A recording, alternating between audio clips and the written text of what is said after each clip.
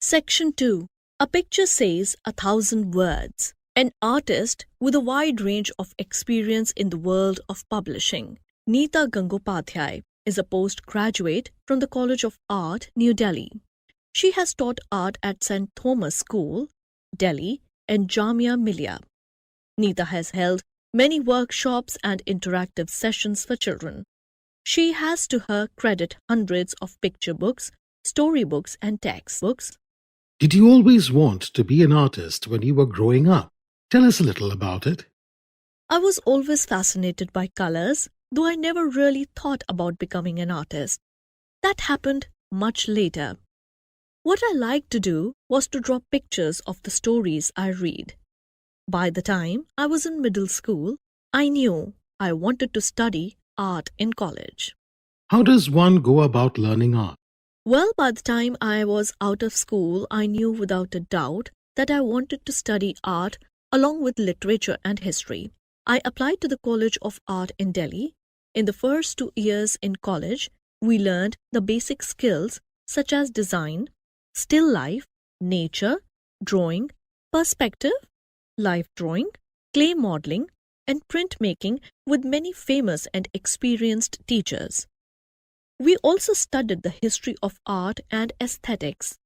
In the later years, we specialized in our chosen fields, applied art, sculpture, or painting. What drew you to becoming an illustrator for children's books? With children's books, each story speaks to you. If you close your eyes, you can see the characters come to life. That's what I wanted to do, bring the characters of a story to life. I know that most children are visual learners. They like to look at the pictures in a book before they read the story. So I enjoyed the challenge of telling a story through pictures. What was your first assignment as an illustrator? In my college days, most of us would work to earn some pocket money. I started working for Roshan Alkazi on her book on ancient Indian costumes. The book was a study of ancient Indian costumes from the earliest times to the end of the Gupta period. It was a number of illustrations of sculptures and drawings. It was very interesting and exacting work. I can still remember the joy I felt when I bought my mother a sari from my first earnings. I continued working on Roshan Alkazi's books for many years. I was in touch with her till she passed away in 2006. Around the time I was at college, I was also working for Children's World, an illustrated monthly English magazine published by Children's Book Trust, CBT, Delhi. One day on my way to college, I went to CBT to drop off some work on the editor's desk. I felt someone looking at me through the glass in the door. I turned around and saw it was the great man himself, K. Shankar Pillai, the famous cartoonist and founder of the Children's Book Trust. Why and how are illustrations important, especially in children's books and textbooks? Illustrations bring the text to life and draw our attention. Picture books, as the name suggests, consist of more pictures and less text. So, illustrating a picture book for younger children is always appealing to an artist. Illustrating a storybook is also a lot of fun since one can imagine a character or a scene in one's own way. Illustrating a textbook is very different. For younger children, the ratio of pictures to text is more. That is, a book for class 1 will have more pictures and less text. In many places, the pictures replace text as part of the storytelling. As we advance into the higher grades, the ratio of pictures to text decreases and illustrations accompany the text. I do a lot of comic strips for textbooks as well.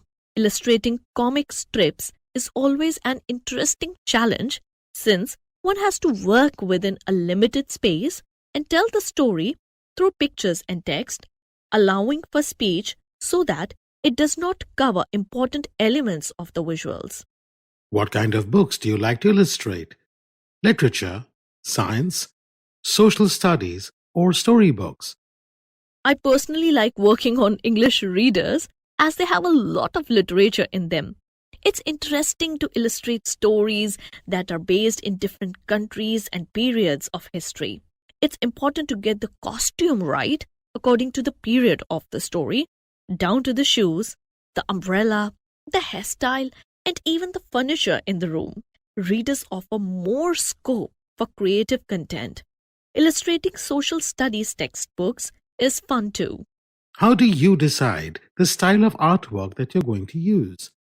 When I read the text, I feel that a certain style would be suitable for it. It is mostly instinctive. Sometimes I need to browse the internet to get the costumes and other details just right. I refer to artwork from that period for costumes and architecture. Before the internet, I would pore over encyclopedias and other picture books. That meant several visits to the library. Now, of course, everything is available at the press of a button. I read a lot and watch the National Geographic Channel and the Discovery Channel every day. I think these interests help me in my work. What is your preferred medium for creating artwork? I prefer to work by hand and I like to use the line and wash style of work, though I always use colored pencils and crayons sometimes. Sometimes I do a rough sketch of the scene I want to illustrate. At other times, I draw a rough sketch using a pencil first. Then I ink the lines with a special artist's pen called a rotring. Sometimes I use charcoal for a different effect.